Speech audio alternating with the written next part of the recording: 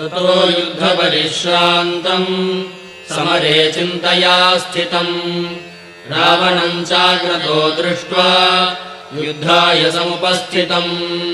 दैवतैश्च समागम्य द्रष्टुमभ्यागतोरणम् उपागम्याब्रवीद्रामम् अगस्त्यो भगवान् ऋषिः राम राम महाबाहो शृणु गुह्यम् सनातनम् येन सर्वानरीन् वत्स समरे विजयिष्यसि आदित्यहृदयम् पुण्यम् सर्वशत्रुविनाशनम् जयावहम् जपेन्नित्यम् अक्षय्यम् परमम् शिवम् सर्वमङ्गलमाङ्गल्यम् सर्वपापप्रणाशनम् चिन्ताशोकप्रशमनम् आयुर्वर्धनमुत्तमम् रश्मिमन्तम् समुद्यन्तम् देवासुरनमस्कृतम्